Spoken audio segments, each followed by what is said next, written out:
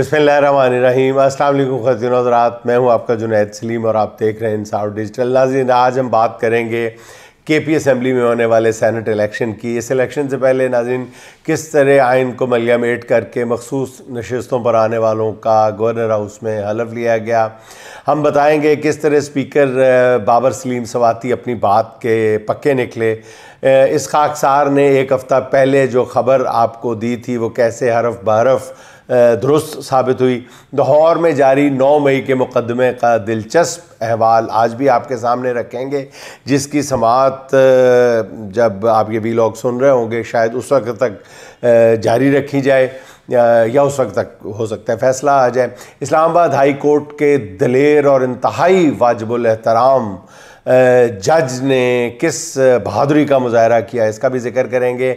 Madam वज़ीर आला और उनके चचा की हुकूमतें किस तरह के नुमाइशी और अकल से आरी मंसूबों के पीछे भाग रहे हैं, ये भी हम आपको बताएंगे। मगर पहले बात केपी में होने वाले सेनेट इलेक्शन की, जिसका रिज़ल्ट आपने देख लिया है और वो रिज़ल्ट तवक्कुआत, साजिशों और खुफिया मुआहदात के अहन मुताबिक है।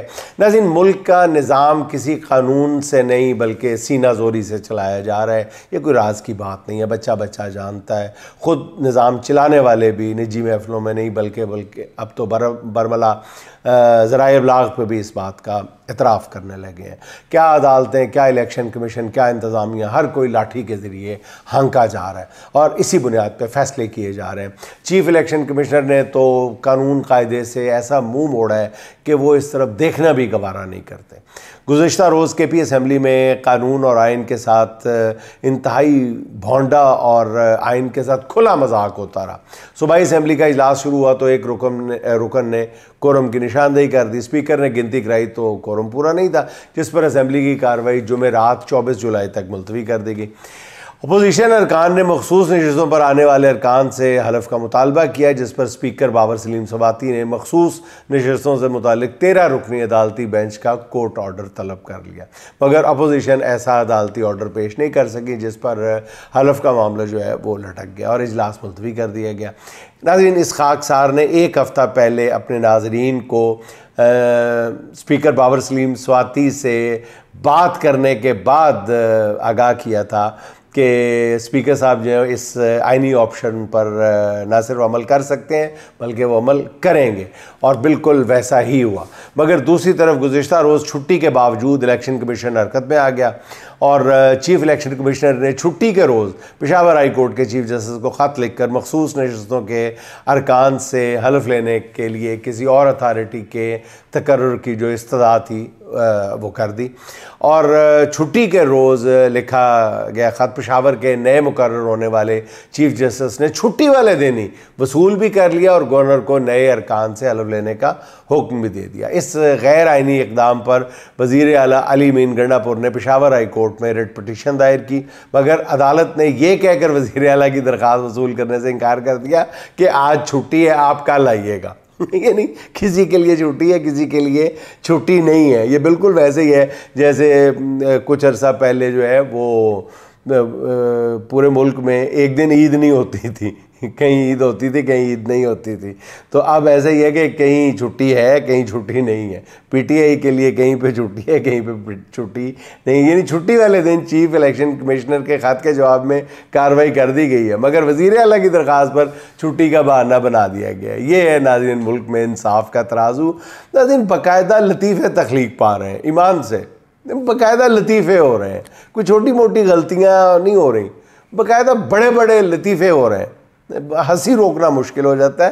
लेकिन बात फिर वही आ जाती है कि जब आप 20-22 करोड़ लोगों की ख्वाहिशात को अपने पाँव तले कुचल के आगे बढ़ने की कोशिश करेंगे, उनका गला दबाने की कोशिश करेंगे, तो फिर इस तरह के लताइफ तो वजूद में आएंगे। नाज़रीन, इस खुली नाइंसाफ़ी पर स्पीकर बाबर सलीम स्वाती ने चीफ जस्टिस ऑफ पाकिस्तान को ख़त लिख दिया है, जिसमें यह मौक़िफ़ इख्तियार किया गया है कि पेशावर हाई कोर्ट की जानिब से गवर्नर को बराह रास्त ख़त लिख कर अरकान असम्बली से हलफ लेने की हदायत देना अदालती दायरा इख्तियार से तजावुज़ है। ये ना तो अदालती फ़ैसला है, ना किसी बाकायदा कार्रवाई का हिस्सा है और ना ही फ़रीक़ैन को सुने बगैर बग़ैर ऐसी एकतरफ़ा हिदायत देना आइनी तकाज़ों के मुताबिक है। अब बाबर सलीम स्वाति ने ख़त में मज़ीद लिखा है कि किसी भी आइनी रियासत में ख़तो किताबत के ज़रिए अदालती फ़ैसले या हिदायत जारी करना अदालती अमल और कानून की हुक्मरानी का मजाक उड़ाने के मतरादफ है।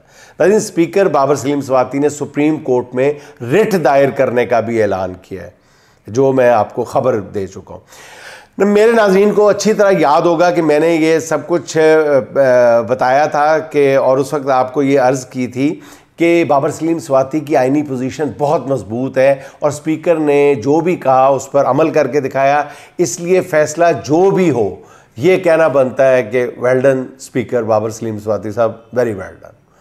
कानूनी माहिरीन का कहना यह है कि हल्फ बर्दारी के हवाले से हुक्मरानों की कैलकुलेशन जो है वो गलत साबित हो गई। इस मामले में स्पीकर के दलाइल इतने मजबूत हैं कि गवर्नर हाउस में उठाया गया हलफ जो है वो रिवर्स हो सकता है। ऐसा हुआ तो फिर केपी असेंबली में होने वाले सेनेट इलेक्शन भी कालादम करार पाएंगे। नाज़रीन, मैं आपको लाहौर में जारी 9 मई के मुकदमे से मुतालिक मुसलसल रोज़ाना की बुनियादों पर आगाह रखे हुए हूँ। मैंने आपको बताया कि किस तरह केस के 2 तफ्तीशी इंस्पेक्टर्स जो हैं वो अदालत में उन्होंने गवाही दी और इस पर वकला की जरा का अहवाल भी आपके सामने रखा। इस केस की समाअत नाज़रीन रॉकेट की स्पीड से जारी है। आज भी सुबह मेरा ख्याल 9-10 बजे समाअत शुरू हुई है, जो शायद अभी तक जब आप ये व्लॉग सुन रहे होंगे तो जारी होगी। इस वक्त जब आप हो सकता है कि बल्कि फ़ैसला भी आ जाए, अभी कुछ नहीं कहा जा सकता, अगर आज नहीं तो कल आ जाएगा। हाँ, अब नाज़रीन वापस आते हैं कि केस पर। गुज़िश्ता समाअत पर मुकदमे में, गुज़िश्ता रोज़ समाअत हुई, लेट नाइट समाअत हुई है, उसमें मुकदमे में नामज़द मुलज़िमों के 342 के बयानात रिकॉर्ड हुए हैं। 342 का नाज़रीन बयान वो होता है जिसमें मुलज़िम गवाहों के बयानात और केस की कार्रवाई मुकम्मल होने के बाद अपना हतमी बयान अदालत के रूबरू देता है, जिसमें वो केस के हक़ाइक़ सामने आने पर अपने पहले बयान के बरक्स बात यानी अदालत से रहम की अपील भी कर सकता है। डॉक्टर यास्मीन राशिद, जिनकी हालत तशवीशनाक हद तक ख़राब है, उनके बारे में अदालत को बताया गया था कि उनकी 1 रोज़ के लिए हाज़िरी की, अदालत में हाज़िरी की माफ़ी की दरख्वास्त दी गई है। लेकिन नाज़रीन, आप यकीन नहीं आता, लेकिन ऐसा ही हुआ कि उस दरख्वास्त को मुस्तरद कर दिया गया कि 1 दिन के लिए डॉक्टर यास्मीन राशिद साहिबा, जो 2 बार कैंसर का शिकार है, जेल में है, उनकी उम्र 70 वर्ष से ज़्यादा हो चुकी है, वो बीमारी की हालत में हॉस्पिटल में एडमिट है, हॉस्पिटल से अदालत आना था और इस दरख्वास्त ये दी कि सिर्फ आज का दिन दे दिया जाए, नहीं दिया गया। ये दरख्वास्त भी मुस्तरद कर दी गई। उफ माय गुडनेस, बिल्कुल यकीन नहीं आता। फिर तकरीबन 4 बजे के करीब डॉक्टर यास्मीन राशिद को हस्पताल से ज़बरदस्ती डिस्चार्ज कराकर जेल में लाया गया, मगर नाज़रीन उनकी तबीयत इतनी ज़्यादा ख़राब थी कि वो जेल में अपने सेल से जेल के अंदर ही लगी हुई अदालत तक नहीं पहुंच सकी। इस केस में एक मुलज़िम नाज़रीन वो भी है जिन्होंने वज़ीर आज़म शहबाज शरीफ के ख़िलाफ़ इलेक्शन लड़ा, ये थे अफजाल अज़ीम पहाट। उनका बेटा और भाई भी इस केस में नामज़द मुलज़िम है।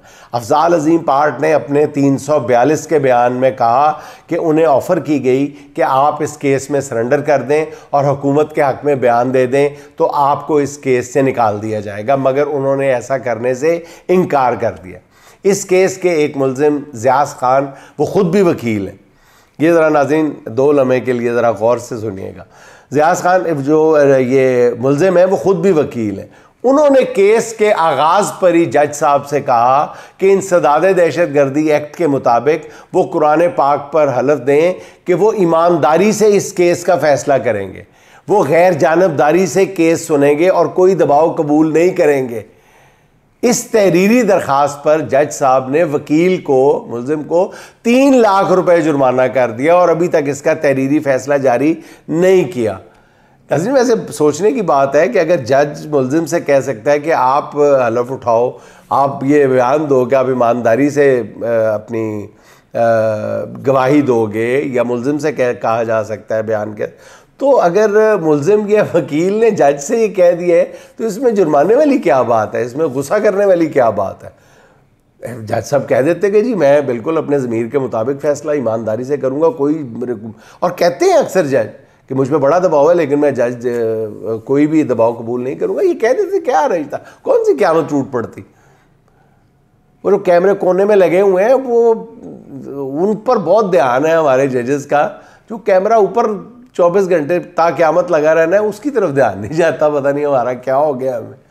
लेकिन गुज़िश्ता रोज़ 342 का बयान रिकॉर्ड कराते हुए शाह महमूद कुरैशी ने कुरान पाक हाथ में पकड़ा और कहा कि अगर मैं झूठ बोलूं तो मुझ पर खुदा का कहर नाजिल हो। यह कहर नाजिल होने वाली बात जो है ये सऊदी अरब में मौजूद इंस्पेक्टर साहब ने गवाह के तौर पे जब बयान दिया था तो ये जुमला कहने से इनकार कर दिया था।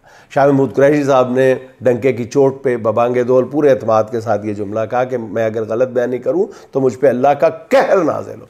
शाह महमूद कुरैशी ने कहा कि अगर इस केस के गवाह कुरान हाथ में पकड़कर मेरे बारे में कह दें कि मैं 9 मई के मुकदमात में वाक़यात में मुलव्विस हूँ तो मुझे अभी सज़ा दे दी जाए, मुझे ये फैसला कबूल होगा। इस पर जज साहब ने कहा नहीं ऐसा नहीं होता, इंज नहीं होता, यहाँ एक तरीके से कार्रवाई चलती है। अब किस तरीके से कार्रवाई चलती है सब जानते हैं। खैर केस का तफ्तीशी भी कह चुका है कि 9 मई के वाक़यात में शाह महमूद कुरैशी के मुलव्विस होने का कोई सबूत नहीं मिला। इसके बावजूद अदालत ने इनकी जो ज़मानत थी उनकी वो ज़मानत की दरख्वास्त थी वो मुस्तरद कर दी। अब नाज़रीन गुज़िश्ता रोज़ डॉक्टर यास्मीन राशिद साहिबा जो थी वो अदालत के बायस अदालत में पेश नहीं हो सकी, जैसे मैंने अर्ज़ किया। आज वो अदालत में आई और ऐसा आई कि छा गई। उन्होंने तकरीबन 1 घंटे या सवा घंटे तक अपना 342 का बयान रिकॉर्ड करवाया। इस मौके पर नाज़रीन यूँ लग रहा था कि डॉक्टर यास्मीन राशिद साहिबा एक डॉक्टर नहीं है बल्कि एक माहिर कानून है, वकील है। 9 मई के केस का वकाला ने नाज़रीन पोल खोल के रख दिया। एडवोकेट मलिक बुरहान मुअज़्ज़म ने अदालत में साबित किया कि इस केस के 2 स्टार गवाह जो पंजाब के तमाम शहरों में बनने वाले मुकदमात में गवाह हैं, उनका लाहौर में बयान है और बाकी शहरों में कुछ और, लाहौर में कुछ और है और बाकी शहरों में कुछ और। इन दोनों गवाहों ने लाहौर में दिए गए बयान में अपने तहरीरी बयान में कहा है कि 9 मई की साजिश में इमरान खान समेत 15 PTI रहनुमा मुलव्विस हैं और गुजरांवाला की इंसदाद दहशतगर्दी अदालत में ये तादाद 18 बताई गई है। इन गवाहों ने गुजरांवाला में 3 मकामी रहनुमाओं को भी साजिश में शामिल कर लिया है। सरगोदा में साजिशी अफराद की तादाद 40 से ज़्यादा हो गई है। मेरा ख्याल जैसे जैसे ये दोनों गवाह जिस तरफ रुख करते हैं ना तो वो अबाबिलों की तरह 20 और बंदे बीच में डालते जाते हैं। मजाक नहीं, भोंडा मजाक है, अल्लाह का वास्ता यार, पता नहीं क्या वो बनेगा। अच्छा नाज़रीन, सरगोदा में साजिशी अफराद की तादाद जैसे मैंने अर्ज़ किया 40 हो गई ना। मियाँ वाली के PTI के कई रहनुमाओं को शामिल कर लिया गया, यानी ज़रूरत के मुताबिक 9 मई की साजिश करने वालों की तादाद जो है वो बढ़ती रहती है जैसे जैसे शहर बदलता था। 9 मई का केस नाज़रीन इसलिए मैं बार बार अर्ज़ करता हूँ कि हुकूमत के लिए गले की हड्डी बन चुका है। इस केस के फैसले से ही तयन होगा कि बाकी शहरों की जो इंसदाद दहशतगर्दी की अदालतें हैं वो क्या फ़ैसले देंगी। लाहौर में ये केस जज अरशद जावेद साहब सुन रहे हैं। ये वही जज हैं जिन्होंने इमरान खान की 9 मई के 8 मुकदमात में ज़मानत मंजूर की थी। अपने इस फैसले में इन्हीं जज साहब ने लिखा था कि इन्हें इमरान खान के हवाले से साजिश का कोई सबूत नहीं मिला। अब जज अरशद जावेद साहब को ही इस केस का हतमी फ़ैसला करना है। अल्लाह ताला जज साहब को इंसाफ करने की हिम्मत और ताकत अता फरमाए। नाज़रीन, आफिया सदीकी केस में वफाकी हुकूमत बहुत बुरी तरह फंस गई है। जस्टिस सरदार एजाज इसहाक जो बहुत मुद्दत बाद इस मुल्क में कानून और रूल ऑफ लॉ से मोहब्बत करने वालों की आँखों का तारा बने हैं, वो अपनी जुर्रत के साथ, अपने इस्तदलाल के साथ लोगों के दिल जीत लिए हैं। सरदार एजाज इसहाक ने, उन्होंने इस केस में वफाकी हुकूमत की तरफ से जवाब दाखिल ना कराने पर वज़ीर आज़म और काबीना को तौहीन अदालत का नोटिस जारी कर दिया। बहुत बड़ी खबर थी। जस्टिस एजाज इसहाक ने इस मौके पर, होगा कुछ भी नहीं, वो हमें भी पता है, सबको पता है, आपको भी पता है, लेकिन सिम्बॉलिकली ये बहुत इम्पॉर्टेंट बात है, बहुत बड़ी डेवलपमेंट है। अब जस्टिस एजाज इसहाक ने इस मौके पर गैर मामूली रिमार्क्स दिए। उन्होंने कहा कि 26वीं आइनी तरमीम के बाद डेमोलिशन स्क्वाड को, यानी तबाही स्क्वाड को इस्लामाबाद हाई कोर्ट में लाया गया है। उनका इशारा उन जजेस की तरफ था जो लाहौर से लाए गए। उन्होंने कहा और हमने इंसाफ के सतूनों पर एक के बाद एक हमला होते देखा है। इन हमलों ने इंसाफ के निज़ाम को बार बार ज़ख्मी किया और इसे तकरीबन आखिरी सांसों तक पहुंचा दिया है। निज़ाम इंसाफ पर हमलों की आज एक और मिसाल सामने आई है। हाई कोर्ट के एक जज के ज़रिए इंसाफ की फराहमी को चीफ जस्टिस के दफ्तर के ज़ेरे इंतज़ाम हफ्तावार रोस्टर के ज़रिए मुहासरे में ले लिया गया। ये सूरत हाल बेक वक्त दिल दहला देने वाली भी है और एक पहलू से देखा जाए तो मिजाइया भी है। एक ऐसा तजाद जो अब इस हाई कोर्ट की पहचान बन चुका है। इसके बाद जस्टिस एजाज इसहाक खान ने जुर्रतमंदी और कमाल जुर्रतमंदी से कहा कि मैं इंसाफ को शिकस्त का सामना नहीं करने दूंगा। जस्टिस एजाज इसहाक खान नाज़रीन वही दलेर जज हैं जिन्होंने नहायत जुर्रतमंदी से अभी 2-4 दिन पहले ही ब्लास्फेमी केस में कमीशन बनाने का फ़ैसला दिया। एक तरफ कासालेस मुनसिफों के ज़रिए अदलिया को फतह कर लिया गया है, दूसरी तरफ सरदार एजाज इसहाक खान जैसे जज भी मौजूद हैं जिन्हें देखकर इंसान ये कहने पर मजबूर हो जाता है कि नहीं यार, एड्डी भी नाउमीदी अली कोई गल नहीं। बहरहाल नाज़रीन, पंजाब ना मुल्क का सबसे बड़ा सूबा है और बाज़ हवालों से सबसे बदकिस्मत सूबा भी, जिसकी आबादी 12 करोड़ के लगभग है और इसी सूबे में 1 करोड़ 10 लाख से ज़्यादा बच्चे स्कूलों से बाहर हैं। यानी स्कूल जाने वाले उम्र के 32% बच्चे जो हैं वो स्कूल जाते ही नहीं। अब चाहिए तो ये था ना कि सूबे में तालीमी इमरजेंसी नाफिज करके इन बच्चों को स्कूलों में ले जाने का बंदोबस्त किया जाता, मगर हमारी जो पंजाब की वज़ीर आला पंजाब की जो वज़ीर आला है, उन्होंने इसकी बजाय वही नुमाइशी मंसूबों पर काम शुरू कर दिया। स्कूल ऑन व्हील और लाइब्रेरी ऑन व्हील के नाम पर एक नया मंसूबा शुरू कर दिया। नाज़रीन ज़रा तफसीलात ज़रा देखिएगा, आपको हंसी आएगी। इस मंसूबे के तहत गाड़ियों में स्कूल बनाकर उन्हें मुख्तलिफ इलाकों में भेजा जाएगा जहां इन मोबाइल बसों और वैन्स के ज़रिए बच्चों को तालीम दी जाएगी। बस जाके रुकेगी, अंदर से टीचर निकलेगा, किताबें निकलेंगी, बच्चे आ जाएंगे, पढ़ाया जाएगा। My goodness. और फिर वो लाइब्रेरियाँ भी होंगी, वो भी ऐसी ऑन व्हील लाइब्रेरियाँ होंगी। बच्चे आएंगे, वैन में बैठ के बाहर बैठ के पढ़ेंगे, छतरी निकलेगी, बाकायदा ये बताया गया छतरी निकलेगी, मेज़ कुर्सियाँ निकलेंगी, वहाँ बैठ के पढ़ाया जाएगा। नाज़रीन, इस नुमाइशी मंसूबे से महकमा तालीम का सीधी बात है बजट हज़म करना किया जाएगा, मुझे जो लगता है। बाकी हो सकता है मेरी ये खाम ख्याली हो, बदगुमानी हो। नाज़रीन आप देख लीजिएगा, बहरहाल चंद माह तक, 3-4 माह तक मैक्सिमम ये मोबाइल स्कूल काम करेंगे। उसके बाद ना आपको बसें नज़र आएंगी, बसें ख़राब खड़ी नज़र आएंगी, कहीं पेट्रोल का बजट ना होने पर बसें खड़ी कर दी जाएंगी और कहीं पे फर्नीचर बिक रहा होगा बाज़ार में। लेकिन नाज़रीन होगा, असल में नुकसान ये होगा कि इस प्रोजेक्ट के लिए तैनात लोग जो हैं, जो हायर कर लिए जाएंगे, वो इसके बाद भी, ये स्कूल बंद होने के बाद भी साल हर साल घर बैठे तनख्वाहें वसूल करते रहेंगे। ऐसे चोंचले और ढकोसले हमने पहले भी कई बार देखे हैं। पंजाब के 42,000 सरकारी स्कूलों में मुतअद्दिद ऐसे हैं जहां पीने का साफ पानी तक मैसर नहीं है। बेशतर स्कूल जो हैं वो वॉशरूम्स के बगैर हैं या ऐसे वॉशरूम्स हैं जो काबिल इस्तेमाल ही नहीं है। कई स्कूल चार दीवारी से महरूम है। एक तरफ पंजाब हुकूमत अब तक 13,000 से ज़्यादा सरकारी स्कूल प्राइवेटाइज कर चुकी है। इस साल मज़ीद 15,000 स्कूल प्राइवेटाइज करने का मंसूबा है। वजह यह है कि हुकूमत इन स्कूलों के अखराजात बर्दाश्त करने से कासिर है। पंजाब के 45 कॉमर्स कॉलेजेस जो हैं वो अखराजात में कमी की गर्ज से बंद कर दिए गए। अंदाज़ा है कि 40 मज़ीद कॉमर्स कॉलेज बंद कर दिए जाएंगे। असल नज़र, नाज़रीन वाक़िफ़ाने हाल कहते हैं कि असल नज़र जो है वो इन कॉमर्स कॉलेजेस की अरबों खरबों मालियत की ज़मीन पर है।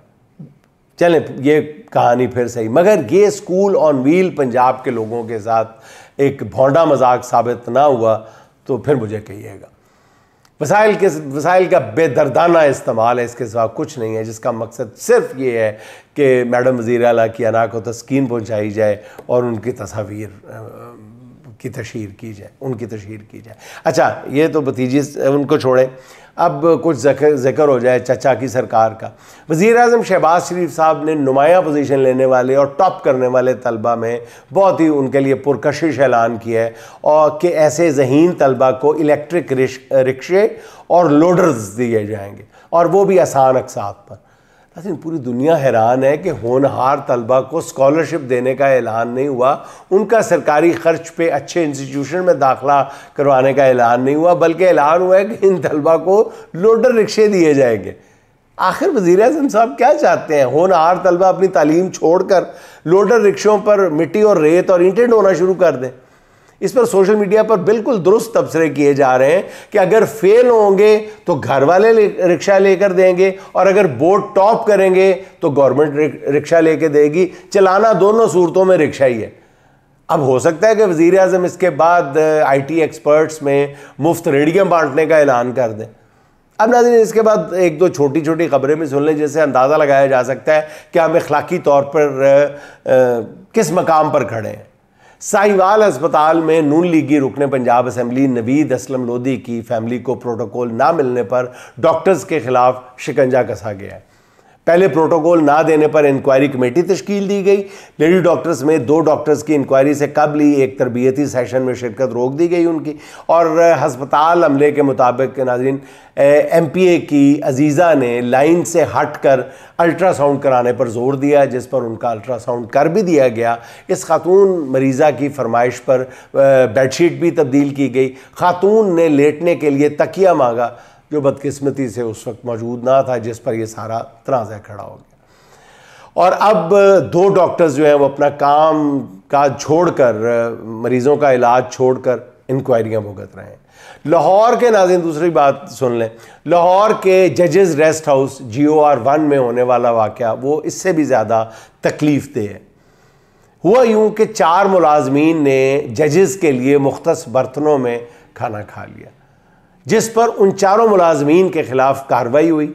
बर्तनों में खाना खाने पर लाहौर हाई कोर्ट की अंदरूनी इंटरनल इंक्वायरी के बाद 3 मुलाजमीन की सरजनिश की गई, जबकि एक क्रिश्चियन मुलाजिम को नौकरी से बरतरफ करने की सिफारिश की गई। उसने जजेस के बर्तनों में खाना क्यों खाया? इस अकलियती मुलाजिम को शोकाज नोटिस जारी कर दिया गया है। अब इस पर नाज़रीन मैं क्या तबसरा करूँ? जो कुछ इस मसीही मुलाजिम से होने जा रहा है, यह सोच के ही मेरा सर शर्म से झुक जाता है।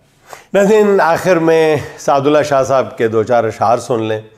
ये जो पर शिकस्ता है फाख्ता, ये जो ज़ख्म ज़ख्म गुलाब है, ये है दास्तां मेरे अहद की जहाँ जुल्मतों का निसाब है। जहाँ तर्जुमानी हो झूठ की, जहाँ हुक्मरानी हो लूट की, जहाँ बात करना महाल हो, वहाँ आगही भी अजाब है। मेरी जान होंठ तो खोल तू, कभी अपने हक में बोल तू, कभी अपने हक में बोल तू। ये अजीब है तेरी खामोशी, न सवाल है न जवाब है। वही आब आब है आब ले, वही फसल फसल है फासले, वही खार खार है रह गुज़र, वही दश्त दश्त शराब है। वही बाम दर हैं जले हुए, वही चांद चेहरे ढले हुए। वही सुबह कुएं मलाल है, वही शाम शहरे ख़राब है। वही सुबह कुएं मलाल है, वही शाम शहरे ख़राब है। मुझे साद तुझसे गिला नहीं कि मैं ख़ुद भी तुझसे मिला नहीं। मेरी ज़िंदगी भी अज़ाब है, तेरी ज़िंदगी भी अज़ाब है। नाज़रीन, खुश रहें, खुश रखें। आपसे मुलाकात होगी इंशाअल्लाह अगले व्लॉग में। अल्लाह हाफ़िज़।